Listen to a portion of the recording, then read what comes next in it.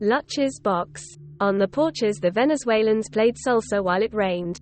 Outside it was dark and the air was heavy, and the earth thick with loam and steam, but on the porches illuminated with lanterns and candles and flashlights it was bright and whirling, quick, flexible music floating from each house. Around the backsides of the clapboard houses the jungle was creeping in, trying to grab each house around the waist as if for a dance, intent on consuming the village. But the people beat it back each day, a refusal to dance. They said no, we'll dance on our own. But the jungle insisted, and kept trying. The old man in the ill-fitting poncho walked up to each house, asking in a jumbled accent, "Hola, buenos noches, has visto mi cajita? Have you seen my little box?" "Probablement, señor," they'd answer. "What does it look like?" And he would say, "It is black, and square, and very heavy, and very small, like this," and show them with his hands. "No señor," the lead player would often reply. "We will tell you if we do." "Gracias," the man replied, and walked to the next house, hair streaming with rain. Behind him they kept playing, and he could hear titters. Quietly, like mice, but still titters. They never said anything to his face. His head was bald and wrinkled, and his scruffy chin was covered in a thin blanket of white. His knees shook when he took a step. One evening, after searching all day, the man walked to the last house in the village of Aldea. It was small and dark, with yellow paint on the windowsills. It was a beautiful color, bright and fresh, but it had specks of green in it, and he could tell the paint was made from jungle plants. He knocked on the door and a wizened old lady answered it. Her hair was cut close to her scalp and decorated with jangling beads and tiny glass eyeballs, and her chocolate-colored skin was wrinkled yet youthful. "Ah," he said, and took a step back. The woman grinned. "Not expecting me, huh, Drilly?" Drilly shook his head. "I didn't know you lived here, Luche." "Well, I do. I have, for a while." He shifted onto his left foot. "Do you? I guess. Do you like it here?" She moved forward and sat on the stoop, looking up at him and then around at the small thrumming village. "Yeah, I do. Yeah, Drilly. I love the music here, and the people, and the stories they tell, and the jungle, and all the rain." He sat next to her, gingerly. "How long have you lived here?" She laughed, her teeth pearly white and jagged. "Since you left me." "Oh, do you want tea? I've heard you've been asking around for a cajita, now, and I figure I think better over tea."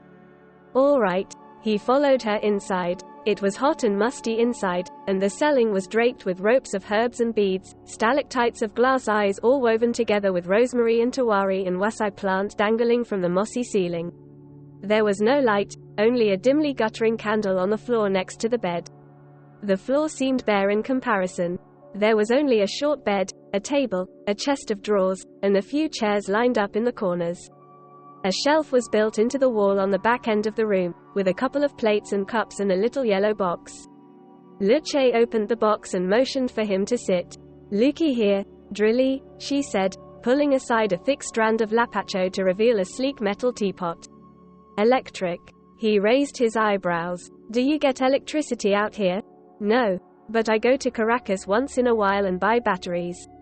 They work better than the electricity. I got the only automatic teapot in Aldea. Sometimes the old fat ladies come and I make them tea with lots of azúcar."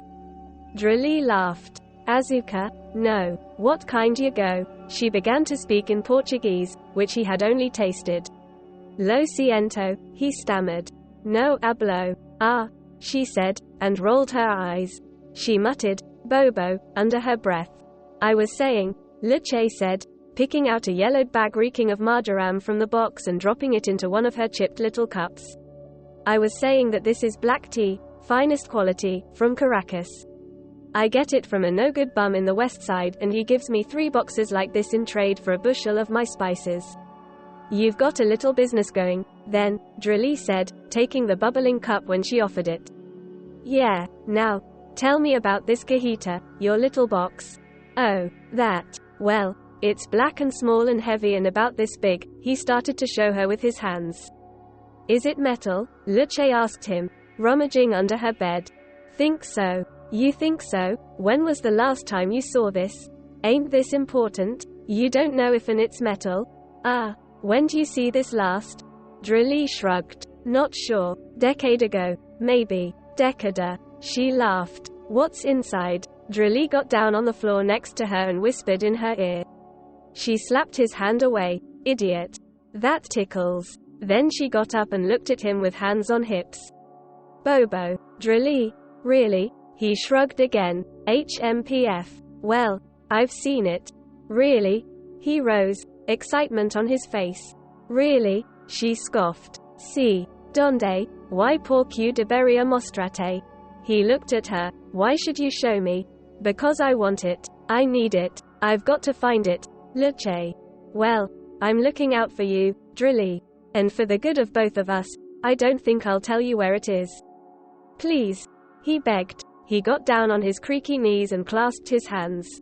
You always were a joker, Drily. No. A hint? Sure. Here, she said, and bent to him and whispered in his ear. You've always had it with you.